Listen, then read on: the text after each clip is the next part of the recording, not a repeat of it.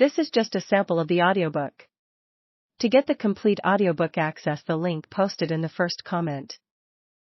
My neighbor and co-conspirator in all things homeschool, Dottie, swooped to pluck a dead branch from the sidewalk, a stroller wheel landmine right in front of me.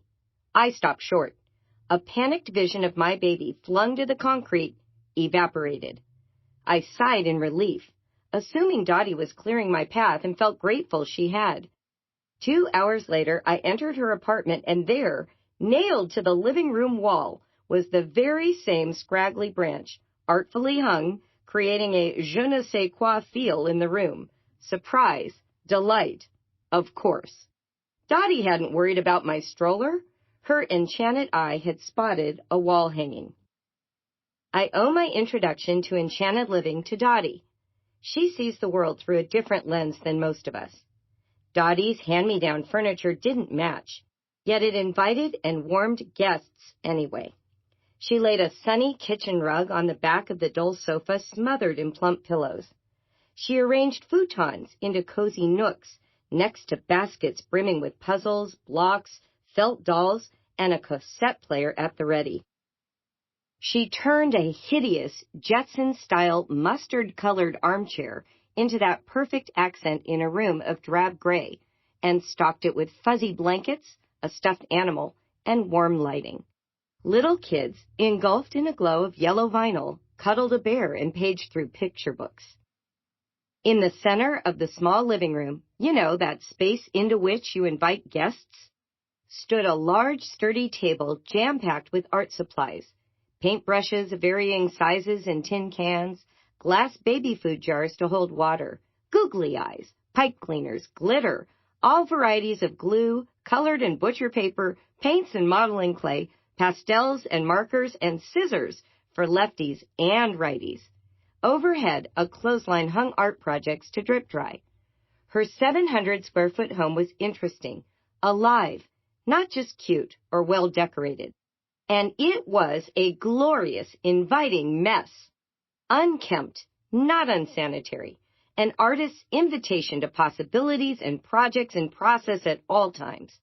You knew you could take risks in Dottie's house. It had room for mistakes and flops. No one would mind. My family lived a balcony away, and we visited Dottie's place nearly every day for 5 years. One afternoon, Dottie waved us in, wielding a glue gun in one hand and acorn caps in the other. "We're making fairy houses. Pull up a chair." Cookies, twigs, moss, pine cones, dried flowers, and half-empty glasses of juice littered the table. I noticed a sink full of dishes behind her. 2 of her kids, heads down, didn't look up, engrossed with dangerous hot glue. Eva, Dottie's youngest, who appeared as if out of nowhere with a box of face paints, turned her cheek to her mother. Without missing a beat, Dottie drew tiger stripes as she explained to my family how to build structurally sound twig houses.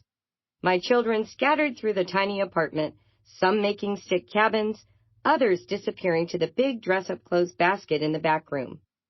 Moments later, 4 kids returned with a stack of hats and a book in hand. Caps for sale. Brooke, Dottie's oldest, announced, "We want to perform a play for you."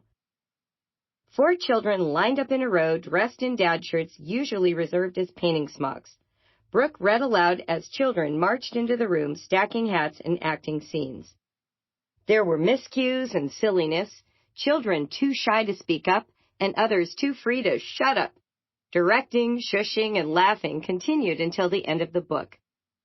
The crew dispersed. Several returned to the art table to join the fairy house making fun. Dottie vanished and magically reappeared with slices of homemade bread, jam, and lemonade on a bright blue tray.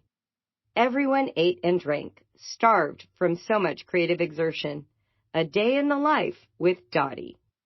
The first thing I did after meeting Dottie was set up my own, always open for business, art table. You can too.